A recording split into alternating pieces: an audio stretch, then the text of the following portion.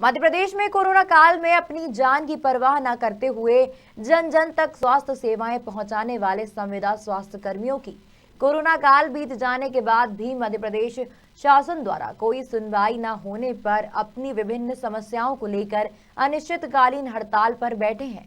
वहीं सैकड़ों की संख्या में संविदा स्वास्थ्य कर्मचारी अनिश्चितकालीन हड़ताल पर बैठकर चाय एवं पकौड़े के स्टॉल लगाए हुए विरोध प्रदर्शन कर रहे हैं। उनका कहना है कि परमानेंट स्वास्थ्य कर्मियों की तरह हम भी पूर्ण समर्पण के साथ अपनी सेवाएं प्रदान करते हैं, परंतु हमें परमानेंट स्वास्थ्य कर्मियों की तुलना में किसी तरह की सुविधाएं या वेतन प्राप्त नहीं होता, जिस कारण वे अपने परिवार का भरण पोषण भी अच्छे से नहीं कर पा रहे हैं। कई बार अपनी मांगें उच्च अधिकारियों के सामने रखी है, परंतु किसी तरह की कोई भी सुनवाई नहीं हुई है, अतः मजबूर होकर उन्हें हड़ताल पर बैठना पड़ रहा है।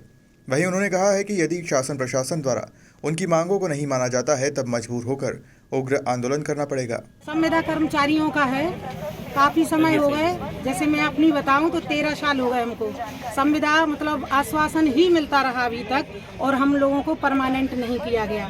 और कोरोना काल में हम लोगों ने इतनी सेवाएं दी और अपनी सरकार से कोई भी किसी भी तरह की हम लोगों ने मांग नहीं की, क्योंकि हमारे देश में आपातकालीन स्थिति थी, इसमें हम लोगों ने काम किया है। और काम करने के बाद उन्होंने 2018 में बोल भी दिया था कि हम आप लोगों को परमानेंट कर देंगे, और हमारे जो साथी हैं जो निकाल दिया गया है जिनको, उनको बहाल करने के लिए बोला था, लेकिन मामा जी भूल गए, उन्होंने अभी तक हम लोगों की बात नहीं सुनी। इसलिए मजबूरी में आके हम लोगों को ये हड़ताल करनी पड़ी, क्योंकि हमारा मन अभी भी नहीं गवाह दे रहा है कि हम इस हड़ताल को करें, लेकिन मजबूरी है, क्योंकि इतने कम आय में हम लोग अपना जीवन नहीं चला सकते हैं। हर चीज़ के रेट बढ़ गए हैं, हर चीज़ दुगनी हो गई है, लेकिन हमारी जो तनख्वाह है अभी इतनी ही है। क्या क्या मांगे हैं आपकी? हमारी कोई ज़्यादा विशेष मांग नहीं है, हमारी सिर्फ उनसे 2 मांगे हैं। एक परमानेंट किया जाए हम लोगों को, और दूसरी जो हमारे संविदा साथी निकाले गए हैं उनकी बहाली की जाए। इसके अलावा हमारी कोई तीसरी मांग नहीं है, और ये जो 2 मांगे हैं ये कोई नाजायज मांगे नहीं है,